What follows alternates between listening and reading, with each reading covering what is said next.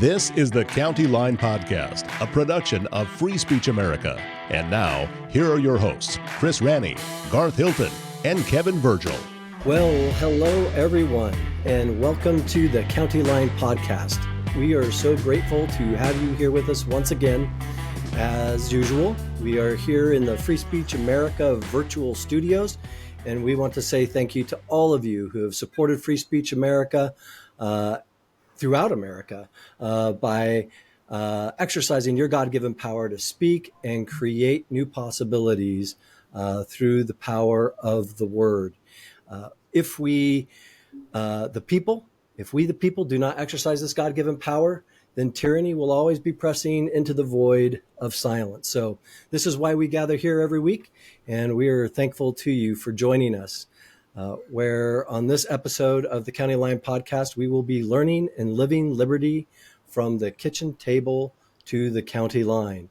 And this week we have an incredible guest with us, Adam Smith, who is out of Dubuque, and he is an editor, and he'll be able to kind of give us his bio better than I could, with the Front Porch Republic. And we are so excited to be able to learn liberty from him, learn localism from him, and to have this exciting conversation.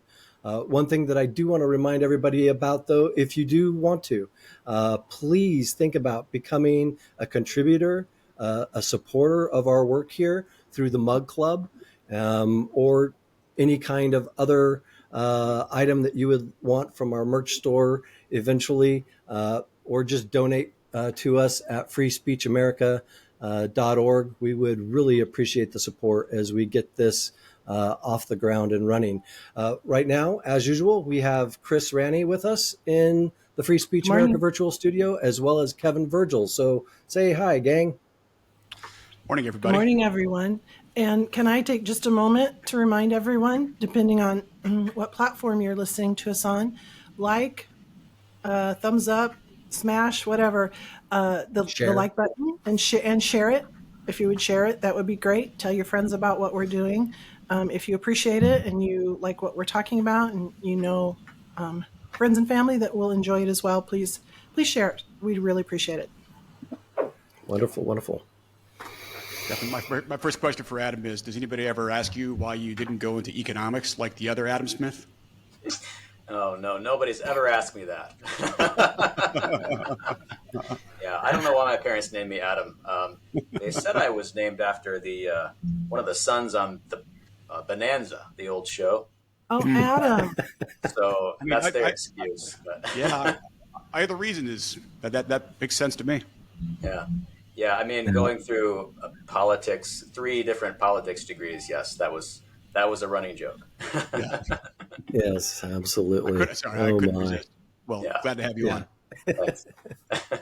Indeed. Well, Adam, thank you for joining us, and I'd love to hear a little bit about you and kind of your journey through life, and how you've ended up where you are. So if you could give us your bio kind of that way, we'd love to get to know you.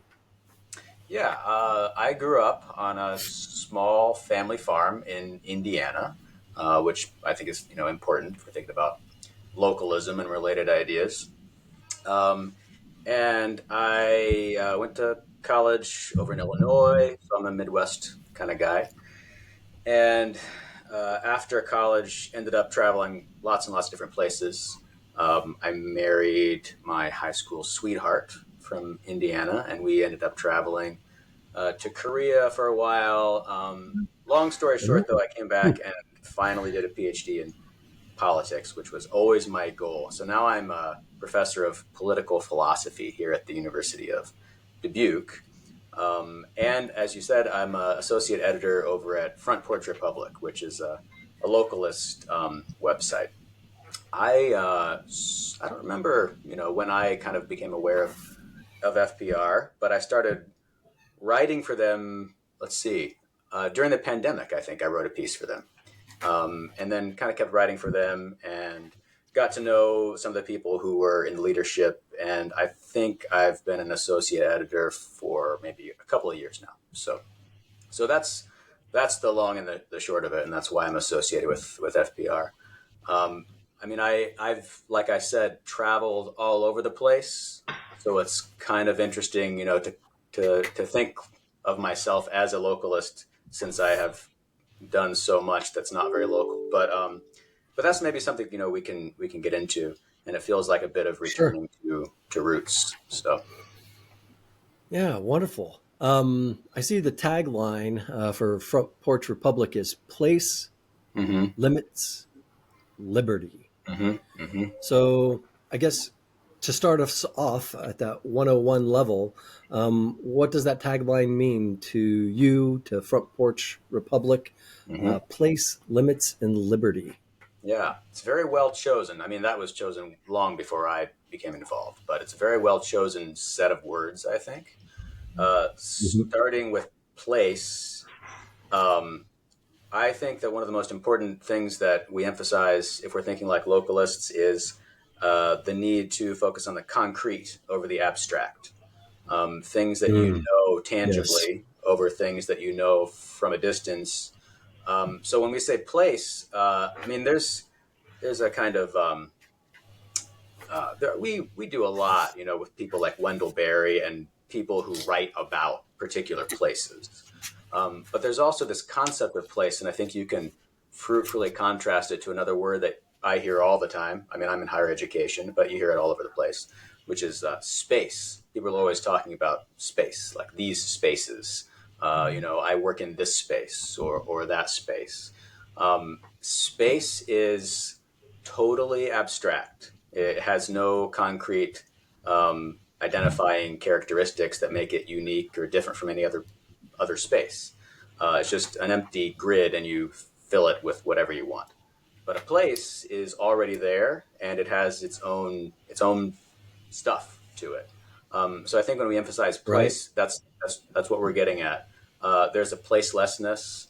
I mean, people move around a lot. There are good reasons. It's not like we're blaming people for being less attached to place than they used to be, but we do see it as a loss when people don't have that kind of connection to a particular place, and they see Mhm. every place as just another space to be bulldozed and then filled with whatever they think ought to go there. So that's, I think, what place is trying to communicate.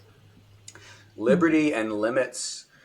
I think the important thing there is that those two words go together, and that in a lot of our political discourse, we tend to separate them, and we make them into opposites, as if the more limits you have, the less liberty you have, and we're trying to bring them back together and say something like, I think that the word limits is connected back to that word place, in that the limits we have in mind aren't necessarily rules and laws, although that's part of it, but something like reality. Like, there are things that are possible and are things that are not possible. There are things that work given human nature and things that don't work given human nature.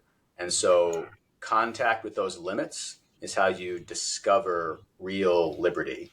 And if you think of liberty as instead the kind of overcoming of those limits, you end up in absurd places where you're pretending that something can be done that can't. So trying to make sure that we think of liberty, which is very important, but in connection to the limits that make it meaningful. So those, Right. I think, how the three concepts go together. Nice. Right. Right. Yeah. I love that. I love Um, the I love the concept of place. I often think about it myself in terms of, sometimes when I don't know about you guys, but sometimes I feel overwhelmed when I think of, what's happening politically, socially in our country and even around the world. And honestly, with so many stories swirling about who did what and, who's trying to do this. And it, being here in Iowa, not really having inside information or contacts with anybody that works, in those higher echelon spaces. I do feel sometimes stressed and feel a little out of control and feel, sometimes frightened because of what you see going on around us. But I yet I know my husband and I own a small 2-acre piece of ground east of town, and I garden veggies and plants and fruit trees and whatever. And I always find myself, when I'm feeling stressed, I can come back to my place and I can put a seed in the ground, and I know that pumpkin seed is going to grow into a pumpkin. Or I can plant an apple tree and I know eventually I'm going to get apples, and I can pull weeds and I can feed chickens, or, whatever it is I'm doing.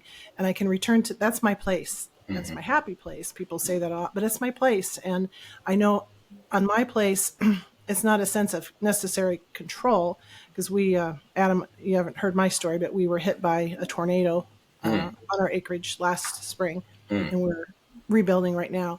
So it's not a sense of control, because anything can happen to any place, but still it's our home, and it's the place where our kids come. And anyway, so I just love that sense of place, that that we can provide a sense of place for family and for friends, but also it's a place of solace and security for me, that I know I have that place to go back to. So I love that concept. Yeah, that's really important. The phrase "your happy place." I think that you're right. Of course, what you're describing is your happy place, but you're also really right to emphasize that it's not all happy, and that's kind of the point, I think, of a place, which is a place is something that you accept as given, with both its goods and its bads.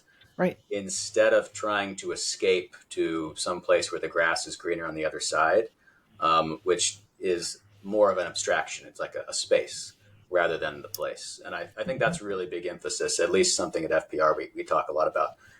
The givenness of things, and kind of a loyalty to what you've got, as opposed to constantly trying to exert control to make sure that nothing bad ever happens, which ends up doing, other kinds of bad things. So. Yeah, right. Not possible. Like the tyranny of safe spaces. Yes, I mean, things like that. The idea of a safe space that's a perfect example of the use of the word space over a place, rather than taking what we've got, the people that we've got here.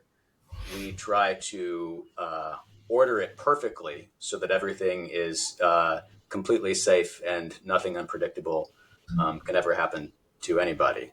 I think that's a perfect contrast to the idea of a place where, of course, a tornado can happen, and you don't want that to happen, but also you're not going to run away just because we live in tornado country. So, right. Nice. Just following on that, the comment about safe spaces, I'm really interested to get your take, Adam, on with the students that you're teaching right now, right? I think all of us older people have really been triggered, to use a young person's word, about this idea about how our academic institutions have been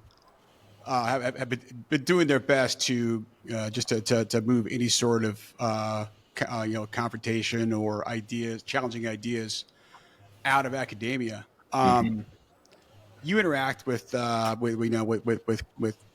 college students, young people, on a daily basis. What's your take on this?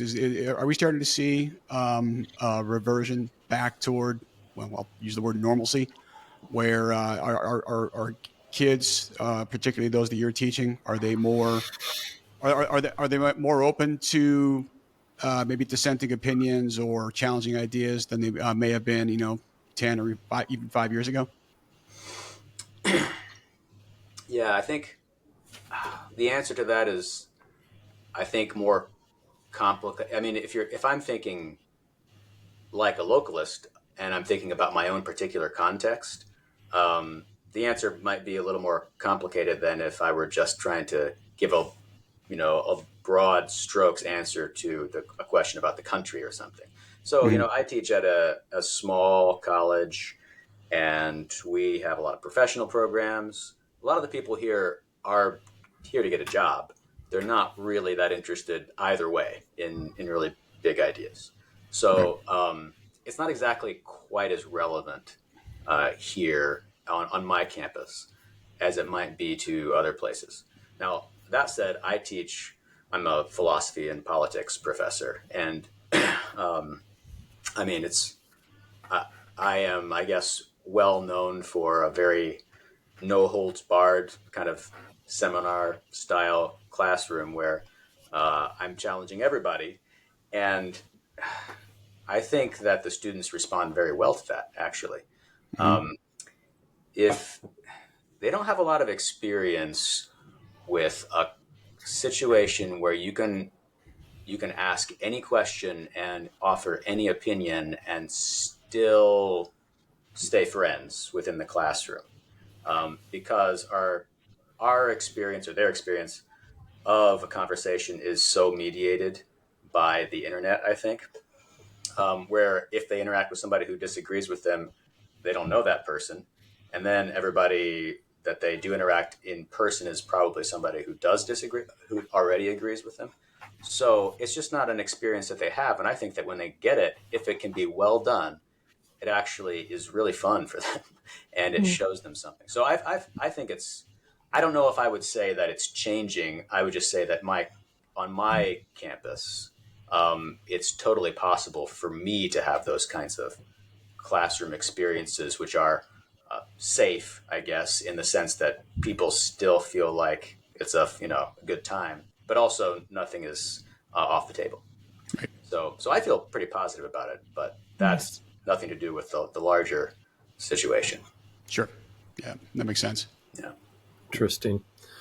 One of the things that I think of when I think of limits is what I would say is, I think within the context of localism and what we're hoping to try and do is maybe more of a positive word in terms of virtue, and wanting there to be good virtues that naturally help us define limits.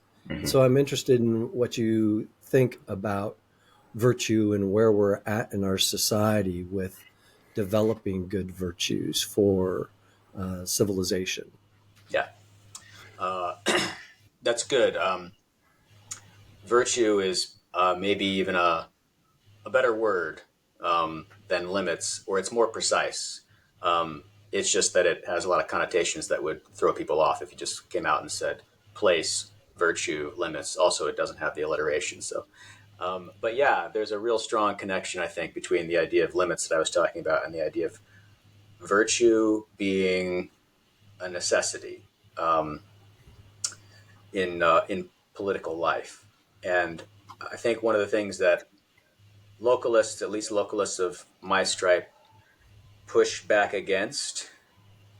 I mean, maybe this is too big, but I am a political philosopher, so I get into a little political philosophy. But liberalism as a political philosophy, as opposed to like left and right in American politics, but liberalism as a political philosophy, the basic premise is that we need to create structures that make it possible for society to function even if you don't have virtuous people.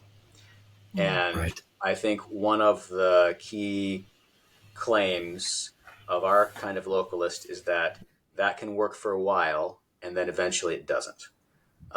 Eventually you do have to have people exercising virtue on the ground in ways that cannot be, you know, artificially recreated by getting the rules exactly right.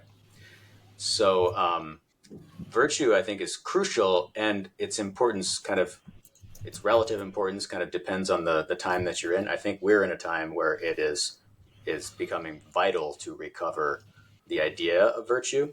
Mm-hmm. And Right. it connects to that idea of limits because, I mean, what is virtue? It is, I mean, if you're thinking very strictly about it, going back to the philosophical sources, virtue is the capacity to know how far to go. Like there's a limit beyond which the virtue turns into a vice.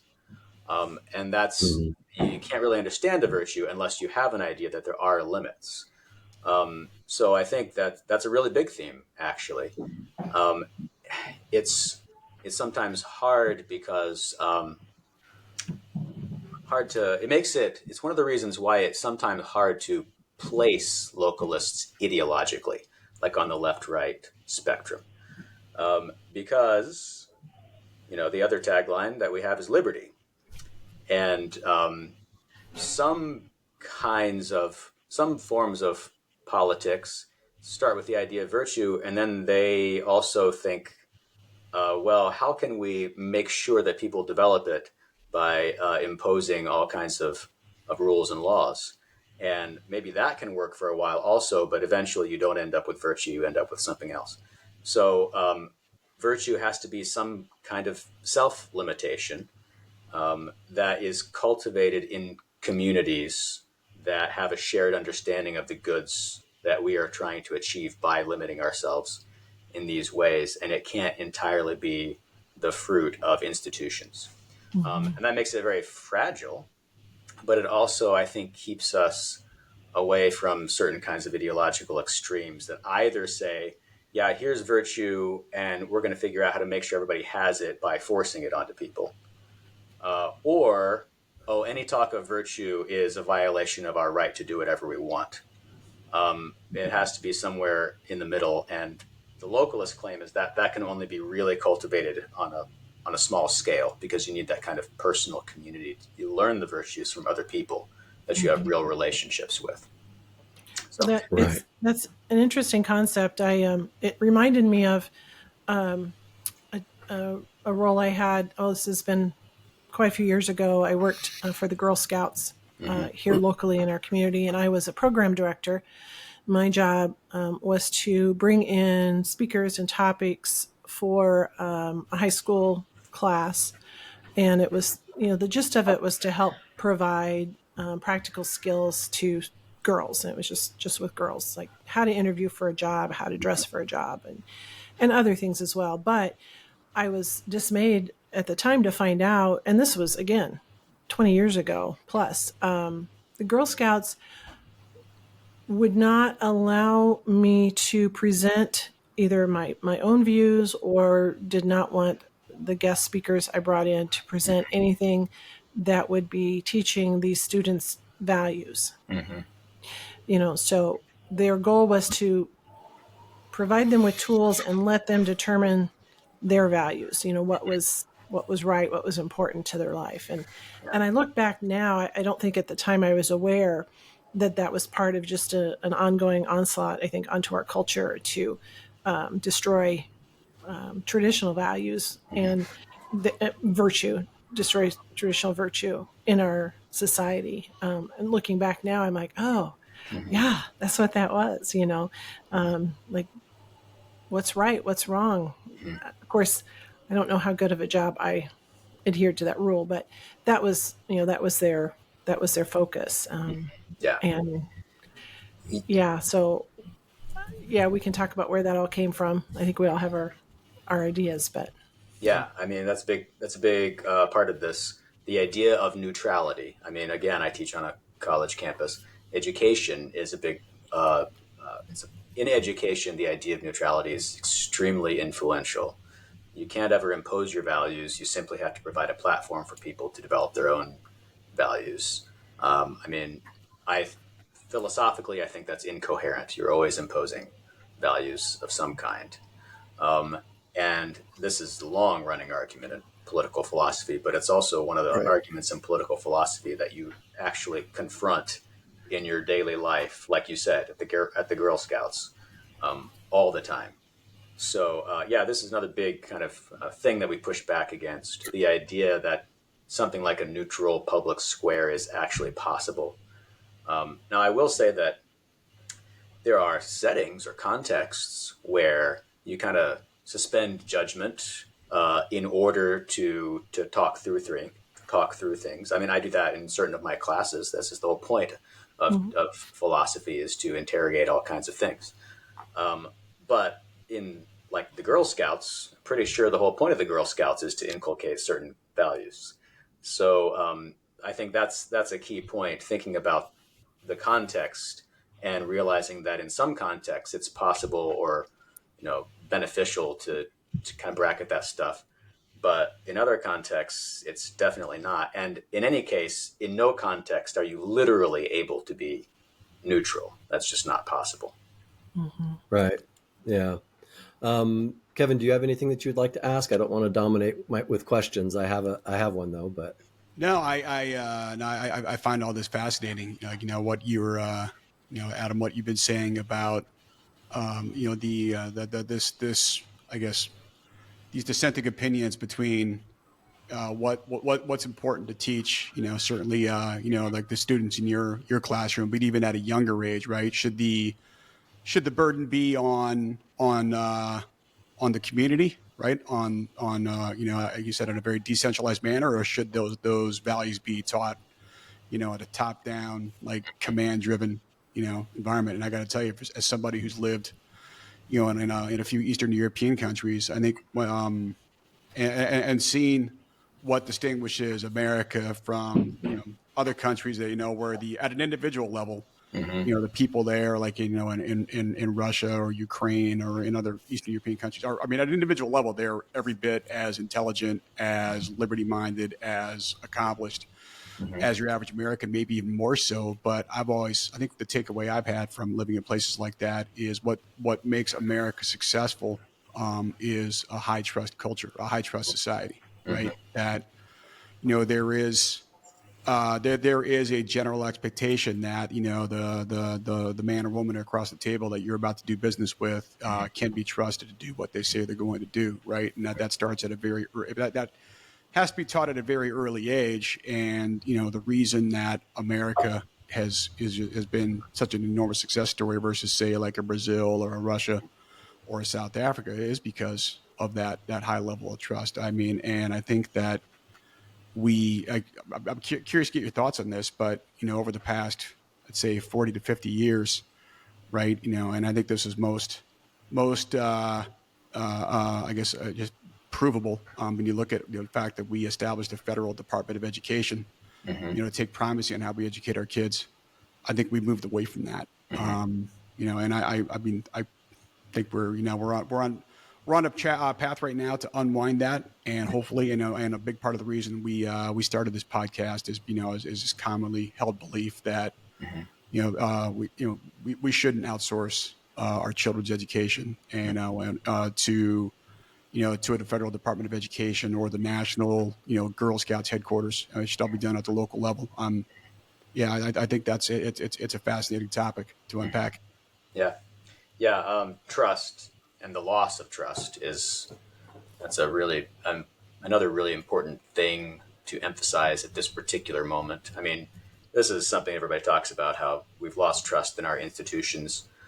I would say that that's because many of them are not trustworthy, and that the loss of trust is deserved. But I think there's a deeper point, which, mentioning the Department of Education or something kind of allows us to raise, which is a lot of the institutions you're talking about, the kind of top-down institutions that took over functions that used to be performed by smaller communities or at a smaller, lower level.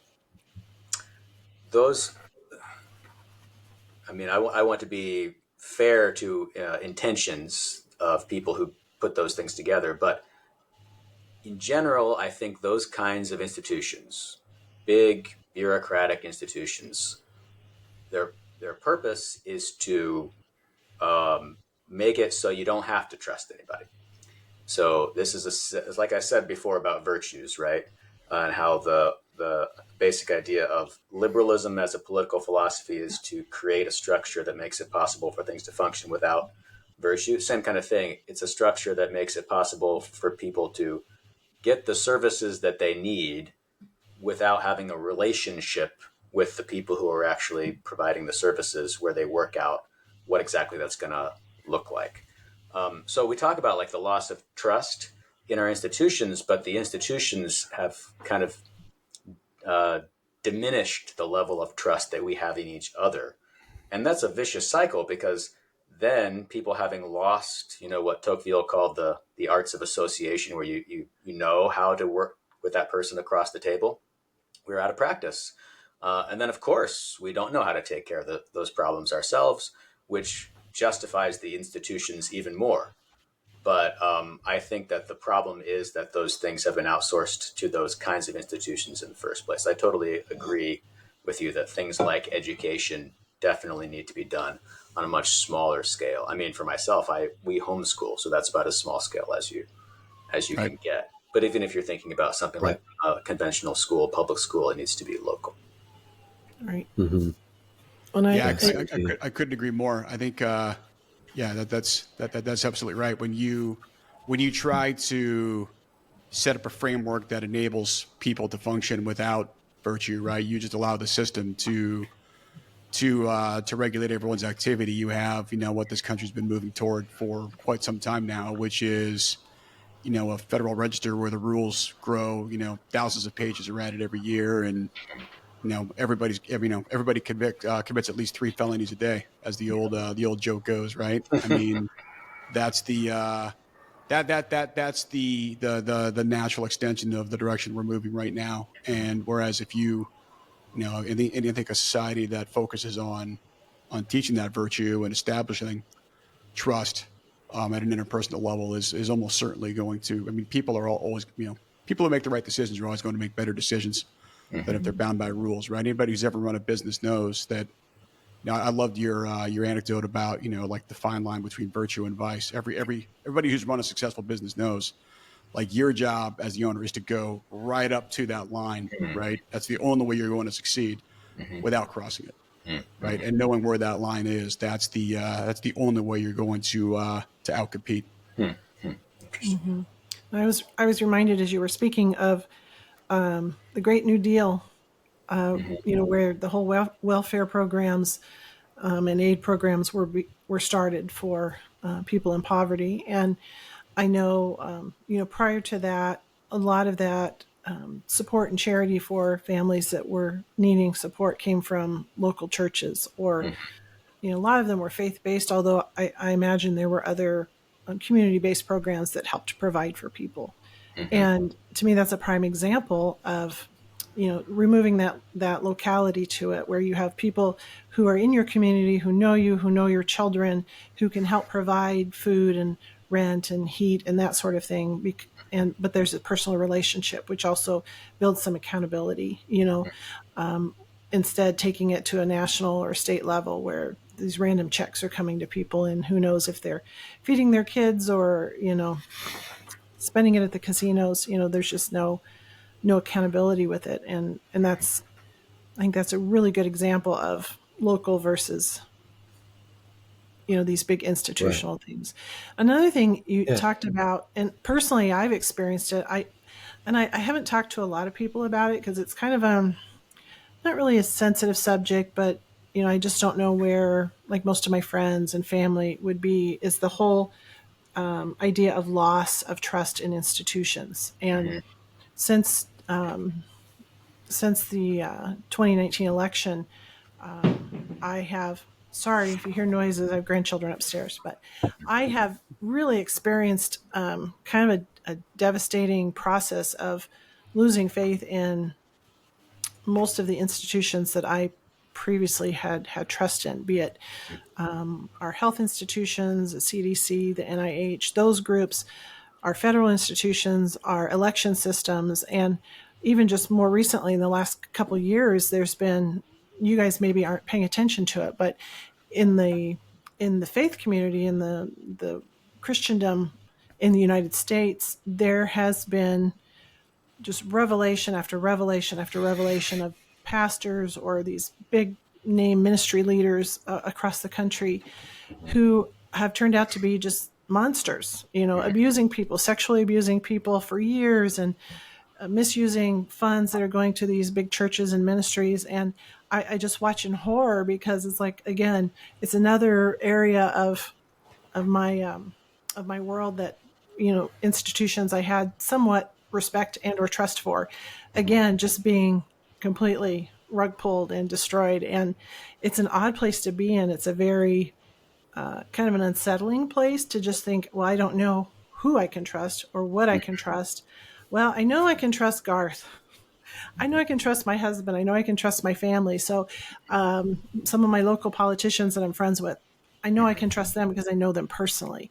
So again, it's kind of like an argument for localism, how you talk about. It's like these giant institutions that are maybe national, we don't know how, what do we know? But I know Kevin, and I know people that are my friends or that I'm associated with who I can trust. And so I think it helps kind of shrink your world in terms of, who to rely on and where to bring your focus to, because I know that with Kevin and Garth and I, and hopefully what we're doing with our podcast, we can be influential in our local community, which is kind of our goal. And you kind of give up that whole national scene because it's way beyond our reach. But I don't know. So yeah, I love your 3 points because it really synthesizes, I think, kind of what we're trying to do. Yeah, I mean, there's one thing to say about localism. Quite a few things are in my mind right now, but you could think about localism as having to do with the scale of politics, as in the jurisdiction. How big should the jurisdiction be? Like, where, at what level should the decisions be made? That kind of thing is very important. Right. But there's although it gets complicated, that you might need a kind of a federalism, and you scale up the different kinds of decisions might need to be made by those larger institutions that you talk about. There might be legitimate reasons for that. But anyway, the jurisdiction question is, in my mind, kind of separate from another sense in which localism is about the scale, not so much of decision making, but of our own engagement as citizens with the issues. I mean, I teach politics, and I have to be aware of what's going on, I guess. But but I actually encourage my students to, partly for the shock value, I encourage them to pay less attention to the national news than they tend to. I think that Amen.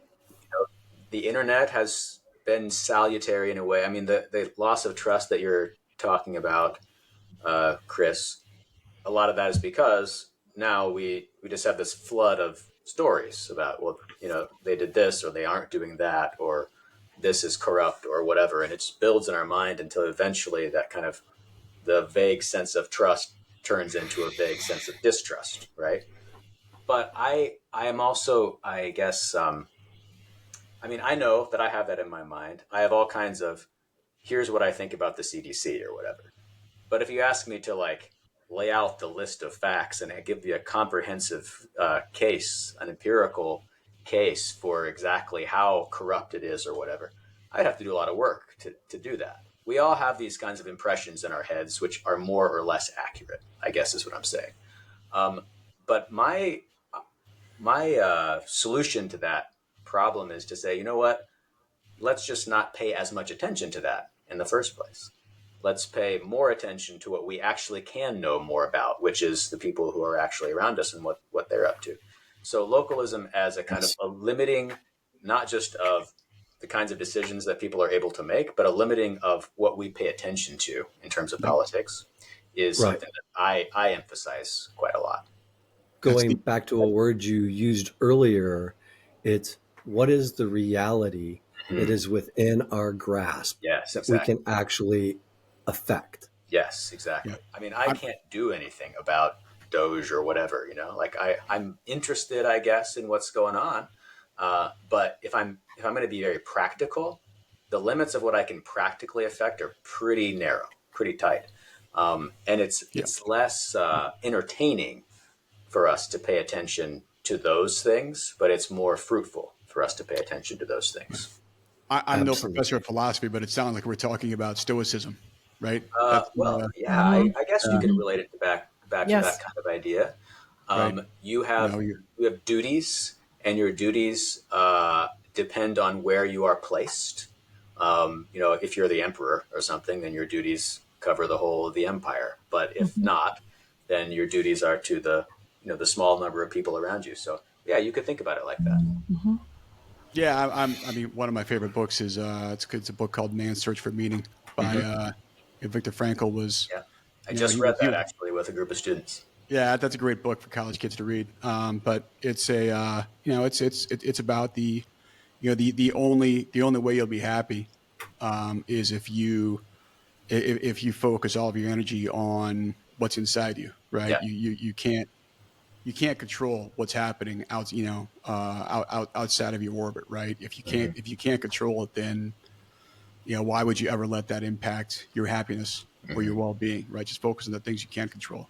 And I think that's like I said, wouldn't say I spend a lot of time my day thinking about philosophy, but that's one area that's always really resonated with me.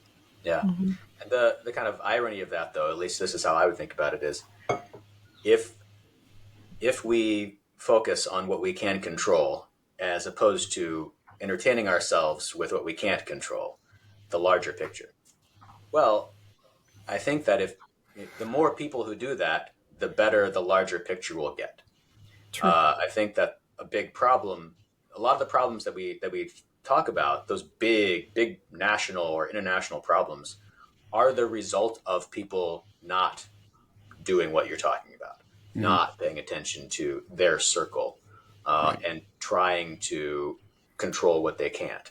And then it spirals and produces these uncontrollable problems that we face. So that's right. A funny example. I was listening to I kind of try and listen to news podcasts in the morning just to kind of see what's going on for the day. And there was a video of it was Maxine.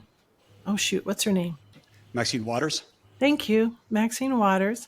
Right. And she was pounding on the door of a executive agency. I can't even think of what it is now, but was wanting to deliver a letter to the director of it, and they wouldn't let her in the building to deliver the letter.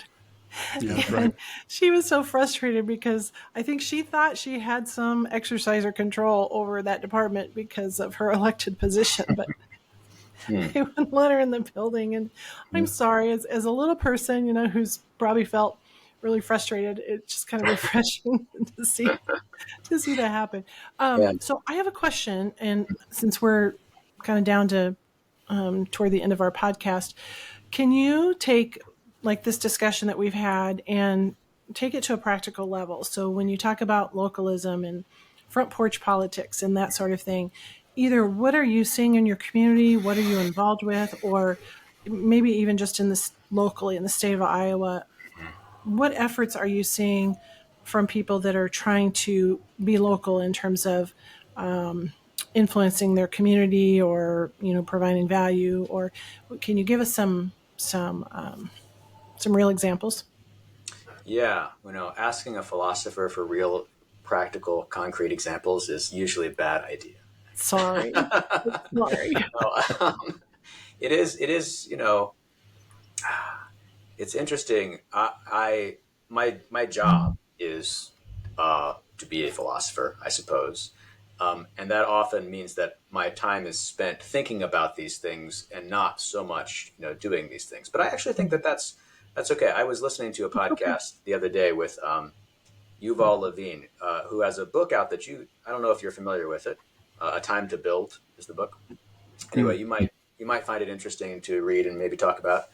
And I have to say I haven't read it, but I've read around it, and I was listening to him talk, and it's about this loss of trust in institutions.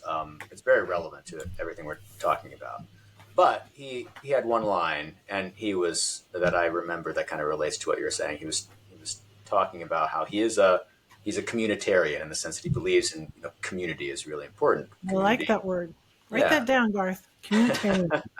He's a communitarian, but he's a lot of times when people talk about being a communitarian or a community-minded person or whatever, then one of the things that people push back with is, oh, well, that's fine for you extroverts, but I'm an introvert. I don't want to go to town hall meetings and, the kind of typical thing that you're supposed to do if you get involved in local politics.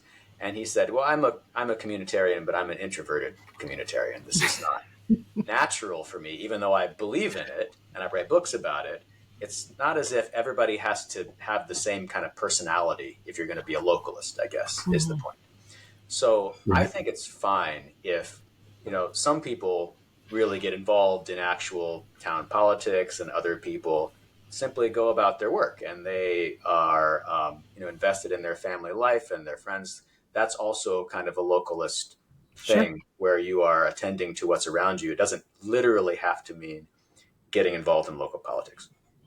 But I would say that for myself, so I teach at a university, and I've been trying to think of my institution itself as the place where I am going to devote any of that kind of energy. I mean, there's all kinds of Right. stuff that's happening here. I mean, the governor, Reynolds, was just here a couple of weeks ago, and a bunch of other bigwigs. We're starting a medical school. There's all these kinds of things that are in the works. And so I guess whenever I think about like the things that I'm involved with, it's more like, how can I make my institution, how can I bring my institution more in line with the values that I've been talking about right here? So, I mean, for example, I direct the honors program, and one of the things that I'm working on is trying to turn that program into more of a kind of like there's a big emphasis on making global citizens or something. You're supposed to graduate from college and be a global citizen. I think it's better to say you should graduate and be a local citizen. So I'm trying to think about how to turn that program into maybe a training program for sending graduates even back to their hometown, as opposed to going off to New York City, Kevin, and becoming famous and making a difference in the bigger world. Go make a difference in the smaller world that you came from. So those are the kinds of things that I personally am kind of trying to invest in. And that's an even smaller circle than my actual town. That's just my campus as opposed to Dubuque. So No, that's a great example. I love that. I love that term. A lot of times, in fact, Garth and I are having coffee with someone on Friday to talk a little bit about an endeavor they're doing. And a lot of times people will ask me when I introduce myself, what is it you do, or what are you? And I'm a grandma, I'm retired, I garden, I can, those are things I do. I don't work anywhere now, and so I don't have a title, and so I always stumble. I'm like, well, usually I say I'm a community organizer, but with a positive connotation. It doesn't always go over well, but I like that, communitarian. I think I might put that on a business card, because I love my community, and I love to organize things in my community and encourage people in connectedness and growing and charity and all those sorts. So communitarian, I love that. Yeah, I mean, communitarianism it's a particular political philosophy that it's a strand of thinking. It's not like I made that up or Levine didn't make that up. Oh, see, I was giving you credit for it. No, he's just referring to a pretty set a set of ideas. But one more thing to mention, you mentioned that you introduce yourself sometimes as a community organizer, but of course that has certain connotations that maybe you don't want to be associated with, right? Right. I think another really important aspect of localism is that within limits, and again, the limits are there, although it's kind of sometimes tricky to draw them. But localism, I think, is non-ideological in a way that's really useful for our times. I mean, for example, at FPR, a lot of the contributors, a lot of our readers are probably what you would call kind of a crunchy conservative or something like that. Like that's Wendell me. I'm a Berry crunchy type. conservative. Yeah, I like There's I probably would call myself that too, I suppose. But one of our contributing editors, who writes a lot, he would call himself a local socialist. So he would identify as a socialist, but he thinks it's very important to have your socialism local. And so I think that there's a big tent, ironically, since localism is all about small. There's a bigger tent that you can have, because the big abstract ideas that we have that we try to apply to a larger space end up crowding out a diversity of ideas. Whereas maybe counterintuitively, if I've always found, I mean, the more local you are, the weirder people get. There's more room for eccentricity in a smaller location, and I think that includes there's more room for ideological diversity. if you're all coming from a shared point of view where your common commitment is to your local community, and I want to make this local community as good as I can, but I have a different idea about how it should be organized. As long as your idea is, I'm going to have that debate with somebody that I can see and talk to, as opposed to having that debate across the internet. I think that's the key difference. Right. So Yeah. there's probably a kind of a political flavor to a lot of localists, but it's not logically necessary that you have to be, conservative or anything else if you are Right. a localist. And I think that's important because you want to invite people into that project. So We won't have time to explore this fully. I've been waiting to try and bring it up, and here's as good as any place. And so, let's not force too much of our remaining time into this. But in terms of local institutions that I believe we have lost since the colonial period that gave rise to our founding, I'm only going to deal with one of the two because the second is too much of a hot button. But is this idea of the people's panel or grand jury?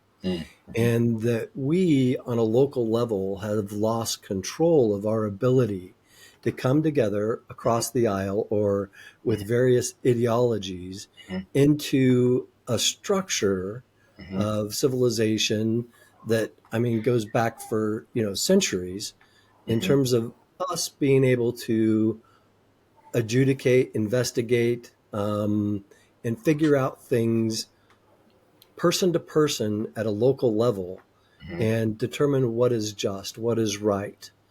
And I think this has been a huge loss to the American experiment, to where, again, we have this larger entity that has subsumed, which it never should have.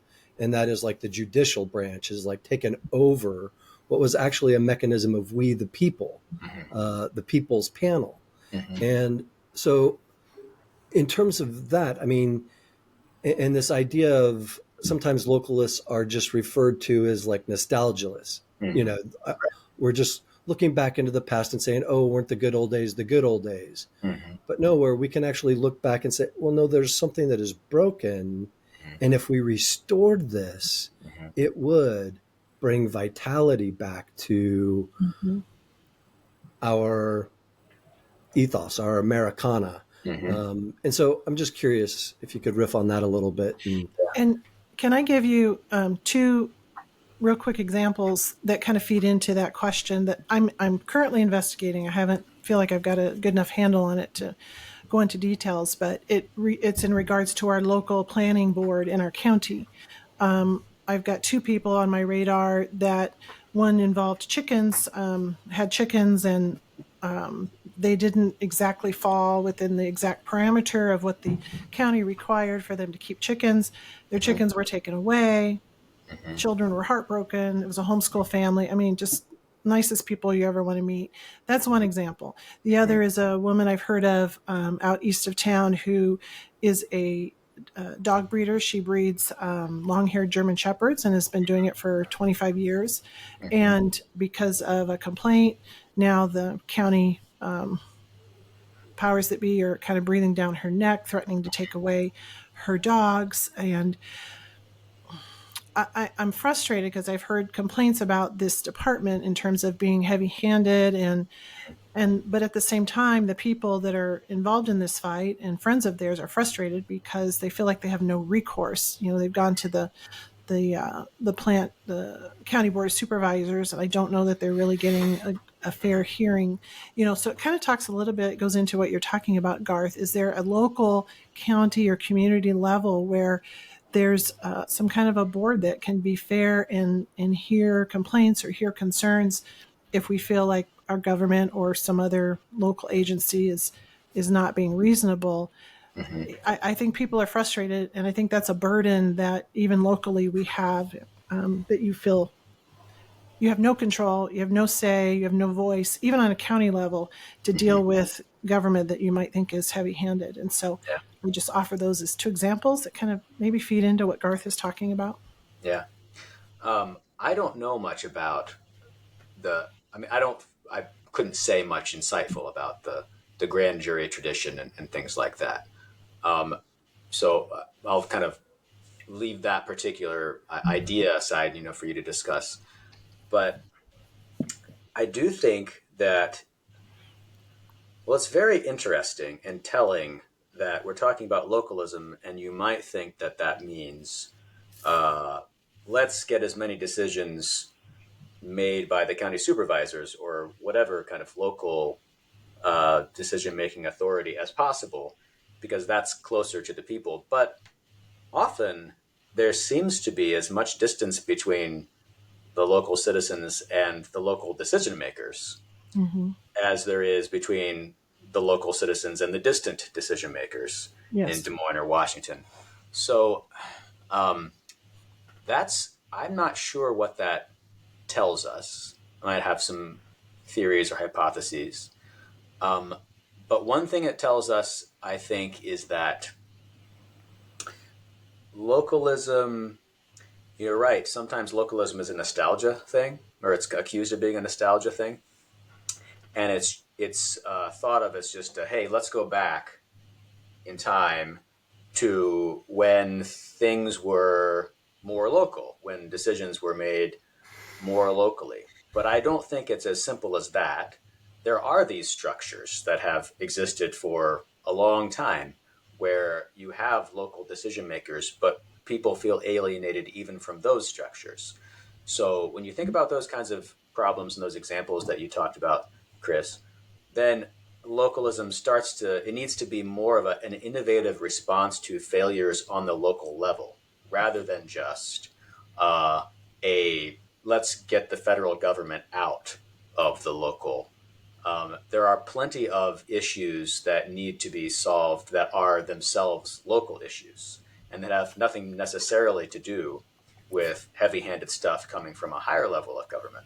There could be heavy-handed stuff coming from your local authorities as well. So then, interesting ideas like reviving the grand jury tradition become more attractive, I think. And it pushes back against that idea of localism as simply a rejection of a higher level of authority, as if the lower level is always good, because it's not. And that's a whole other aspect of localism that we could get into, although we're kind of out of time now. But yeah, Yes. it's not a local is always better kind of thing. It's more complicated than that. So Right. yeah. Gotcha. Yeah. Very good. Well, man, I feel very blessed. I'm so glad that you're able to join us and to start this conversation. I hope that we'd be able to have you back at some point and continue our learning and living liberty from the kitchen table to the county line. And yeah, just really look forward to building a friendship with you on a local level via internet. Yeah. But no, I appreciate it. Yeah, thank Thanks you, for Adam. the invite. Great conversation. Really, really enjoyed it and learned a lot. Thank you. Yeah, I'd be happy to be on again sometimes. Okay. Okay, So- wonderful. Thank you, Adam. I And have I know closing you've got to thoughts bounce, but when yeah. you get to that, Garth. Yeah. Adam, if you need to go, you can bow out whenever you'd like now. But thank you so I'll much. just say goodbye now. So I've got to go too, Okay. guys. But Thanks, Adam. Okay, fantastic. sounds Kevin. good, Kevin. All right. Stay. okay. I'll stay warm, on guys. with you, Kris. Thank you, guys. Oh, I just have my recent book suggestion. You Okay. read that? Occult Well, let's see. Feminism: The Secret History of Women's Liberation. There we go. I can't read it backwards. Interesting.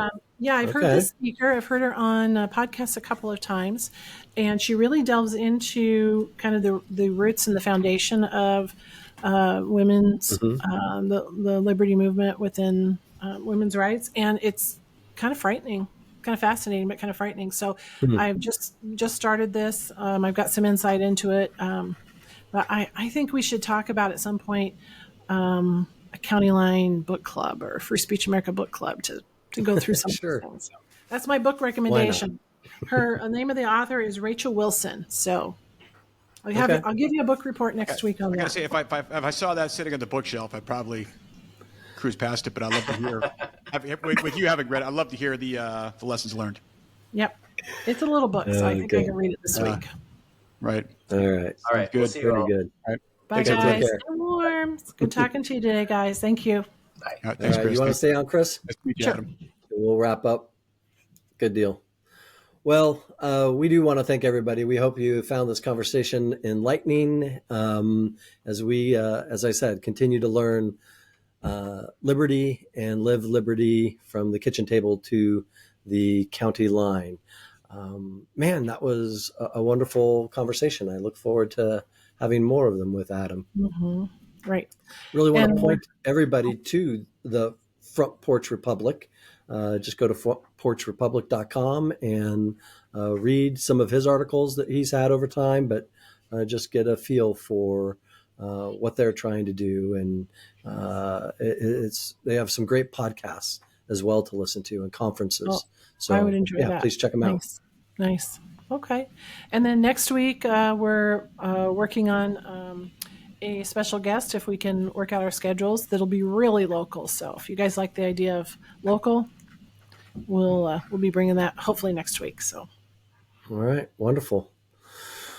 Well, I know, it's going to be wonderful having these guests, and then also trying to fit in all of our other interests along with it. But I'm looking forward to it. So I think we need like a 3-hour podcast, Garth.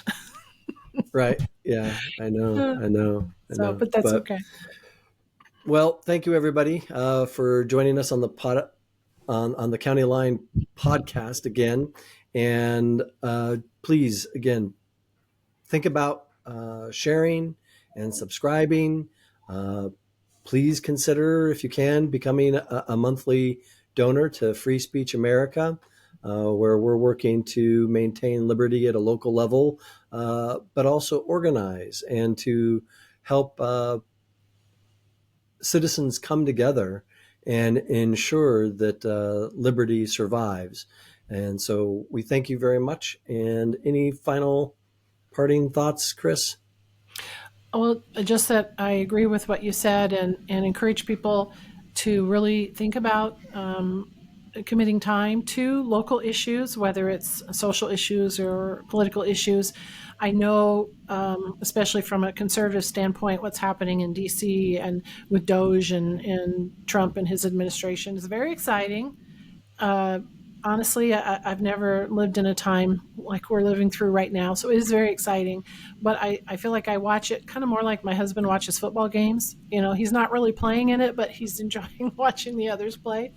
And so that's kind of how I look at what I'm seeing on a national level, which is great. That's my form of entertainment is politics. But to make a difference, you know, sign up for your local flag football team and get in the dirt and play. And so I'm encouraging people that locally. So, and Garth or I, either one of us are here at Free Speech America, would love to help point you in a direction that suits your interests, because there's no end to, you know, places you can get involved. So. Yeah, wonderful. All right. Well, have a great week, everybody. God bless. And stay warm. Let's maybe think about place, limits, and liberty. Mm-hmm. All right. Take care. Bye, guys.